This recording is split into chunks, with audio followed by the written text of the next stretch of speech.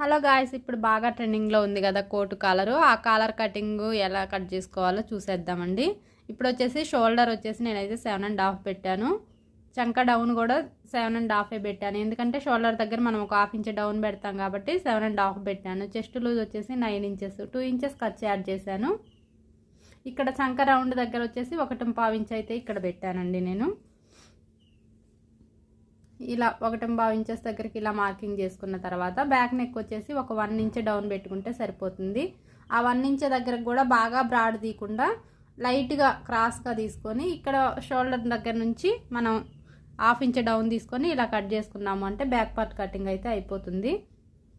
Front part వచ్చేసి మనం ఇలా డబల్ ఫోల్డ్ చేసుకున్నకెళ్ళి ఒక స్కేల్ మందం ఒక లైన్ డ్రా చేసుకుంటే సరిపోతుంది. లేదా స్కేల్ లేదు అనుకుంటే 1 ఇంచ్ కానీ 1.5 ఇంచ్ కానీ అలా మన ఇష్టం, మనకు కావాల్సినంత అయితే అలా మార్కింగ్ చేసుకోవచ్చు. తర్వాత ఆ లైన్ కాడ నుంచి అవతల వైపు మొత్తం బ్యాక్ పార్ట్ తోటి ఇలా మెజర్ చేసుకుంటే సరిపోతుంది.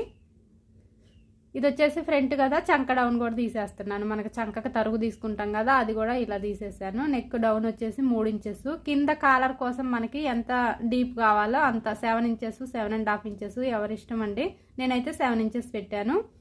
నెక్ విడ్త్ వచ్చేసి 3.5, నెక్ డౌన్ 3 ఇంచెస్. కాలర్ కోసం డౌన్ 7.5 లేదా 7, నేనైతే 7 ఇంచెసే పెట్టాను. ఈ 3 ఇంచెస్ దగ్గర నుంచి ఈ 7 ఇంచెస్ దగ్గరికి ఇలా అయితే మార్కింగ్ చేసుకోవాలి. చాలా సింపుల్గా చూసారు కదా, చాలా సింపుల్ మెథడ్లో తక్కువ టైంలో మీకు ఈ కాలర్ కటింగ్ అండ్ స్టిచ్చింగ్ కావాలి అనుకుంటే ఛానల్ నేమ్ కింద లింక్ ఇచ్చాను, చూడండి. ఇంట్రెస్ట్ ఉన్న వాళ్ళు చూడండి. ఎంత బ్యూటిఫుల్గా వచ్చిందో కదా. వీడియో ఎలా అనిపించిందో కమెంట్ చేయండి. వీడియో నచ్చితే లైక్ చేయండి. Thanks for watching.